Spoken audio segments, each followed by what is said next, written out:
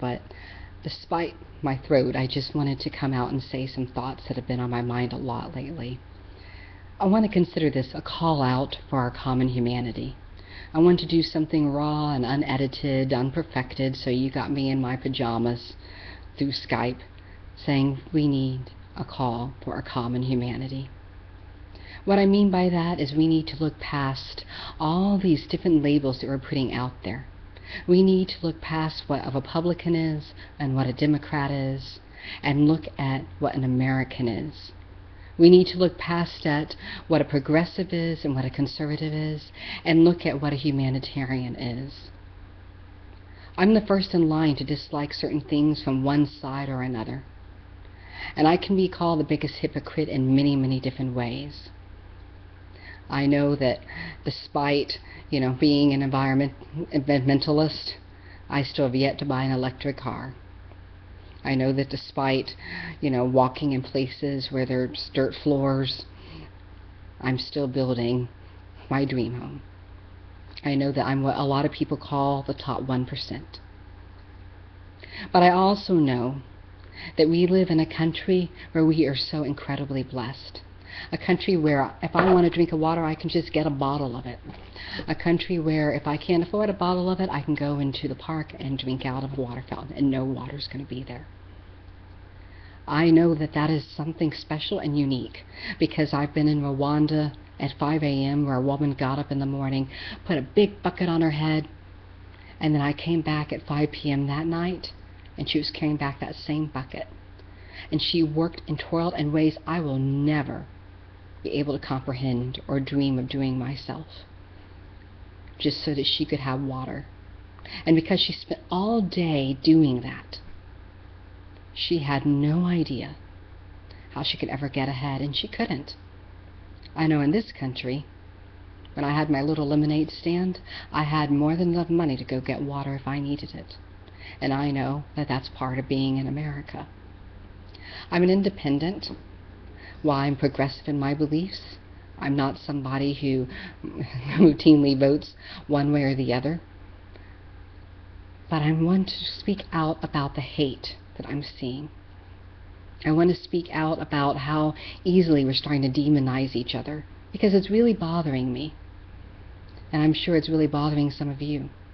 I remember when I was a kid, my father, John Thompson, would sit down with some of his friends, and they would have it out. They would just call each other all sorts of things as they went through and debated Republican and Democrat. But at the end of the day, they both said that they knew that the other was a loyal patriot of a nation they knew they had gotten so many opportunities from and that they loved. Many of them went and risked their lives for their country during World War II. So what I'm getting at is we need to start looking at the common humanity in each other. I'm just using the political thing because that's what's happening in my country. But we can step back and look at it further.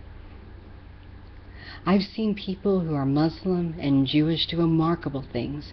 Here in Dallas, I've seen the Mimnazine Foundation's groups come together in a Faith Service network. I've seen Muslims repair the roof on a tiny town's church.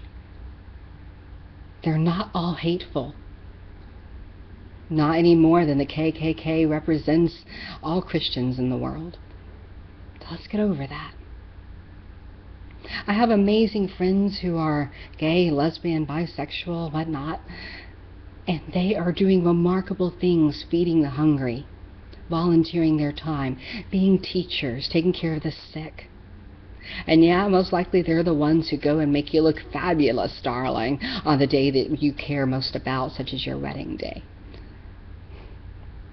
But let's not just do stereotypes. I know many of them who are on the police force and serving our nation. So again, let's look for our common humanity. Let's ask each other, what are we giving to the world? What are we doing to make it better? Let's promise each other that that is what we're going to judge each other on. What are we doing for this incredible gift we've been given?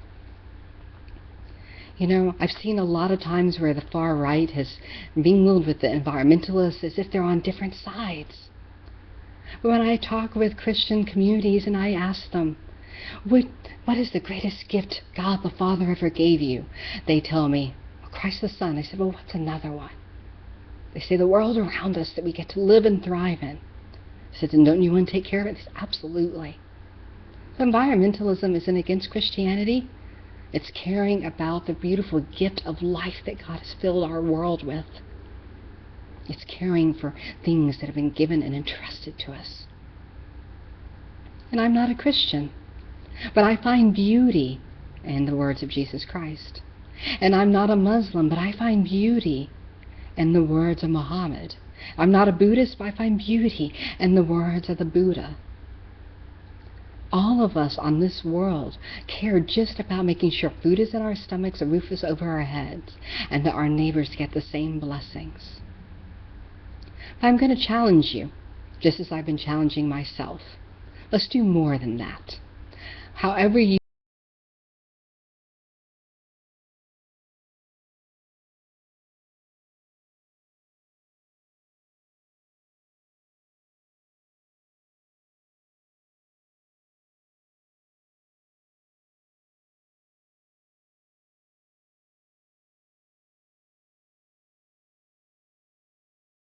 that you are getting happiness in the world, that cares deeply that what you do in this world matters to you and to those around you.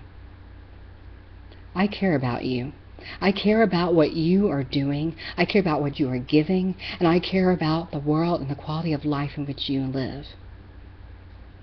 And I'm asking that you feel that same way about your neighbor. Some people are going to listen to this and think it's the hokiest, stupidest thing they've ever heard. I call it being honest. I call it challenging ourselves to find our common humanity. Not everybody has the money it takes to be a philanthropist or to be an investor for a B corporation.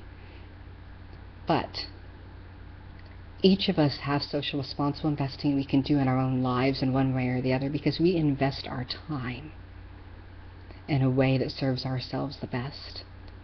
And I'm asking that if we can see that what serves ourselves the best is what serves the collective humanity, and then creating the kind of world we want to create together, then what a world we're going to create.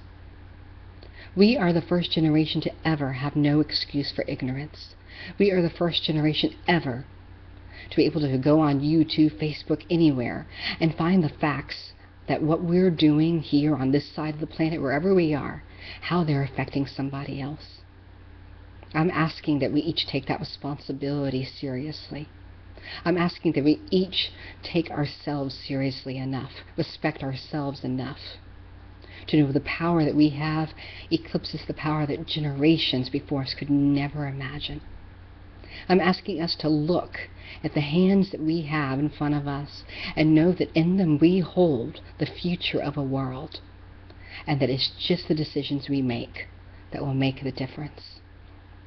I'm asking all of us to try our hardest to act on that. That's why I'm speaking to you with laryngitis today, because I believe that there is something so vitally important in each and every one of you, something that you were brought into this world to give, something that you were brought in this world to do that no one else can do. And that every day, if you can live up to that, if you can reach out to that, you're going to do amazing things. And I want to live in a world where they happen.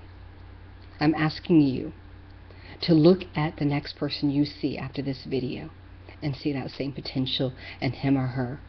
I'm asking you to set aside biases based on religion, race, political party, sexual orientation, anything. Say, what is this person doing in this world to make it better? What am I doing in this world to make it better? And let's start measuring each other by that, because that's how we're going to make it better. So there you have it. My non-prepared, impromptu need to say a few words, despite the laryngitis. So if I sounded like the crypt keeper, I apologize. Thank you so much for listening.